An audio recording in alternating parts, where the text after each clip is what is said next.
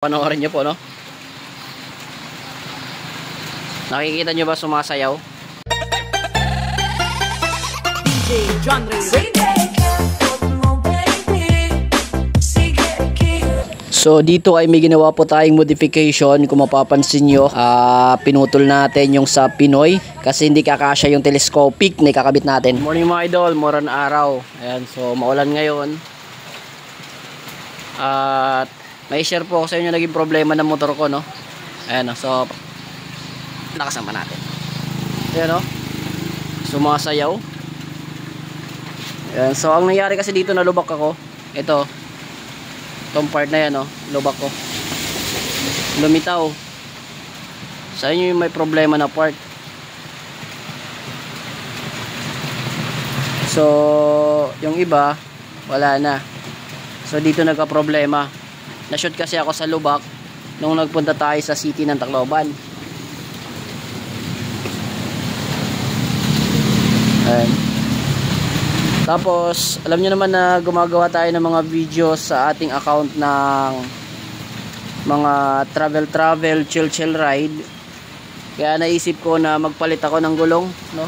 Balik ako sa malaking gulong kasi hindi ko alam kung ano yung meron sa daan. Baka ma-shoot ako sa butas. Ayan, mas mabuti na yung malaking gulong kasi safety. So pwede ba yan dito sa ating Pinoy, no? Sa swing arm na yan.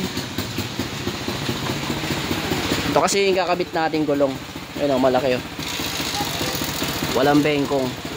Alright. So sa swapping natin yan dito. So sa likod na part ay hindi tayo nagkaroon ng problema. Dito tayo binigyan ng sakit ng ulo sa harap na part.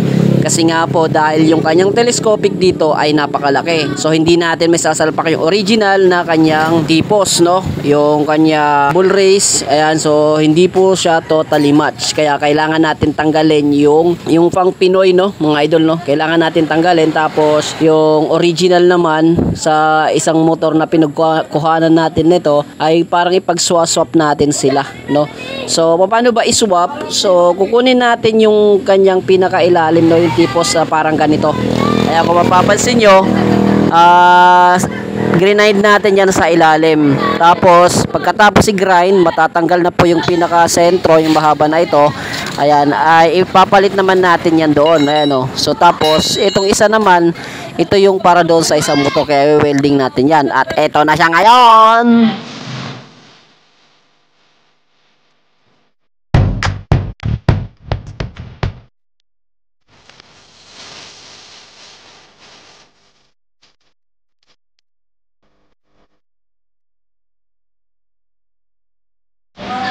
So yun lang po yung mga naging kaganapan sa ginawa nating pag-convert sa maliit na gulong papunta sa malaking gulong ng ating service, no, na ginagamit nating pang motovlogging kunuhay. Ayan, na ginagamit natin papunta ng city, mga idol. Ayan, so ito naman po yung pasilip po sa isang motor na ina-assemble natin. Well, actually buo na siya ngayon at napatakbo na ng napatakbo.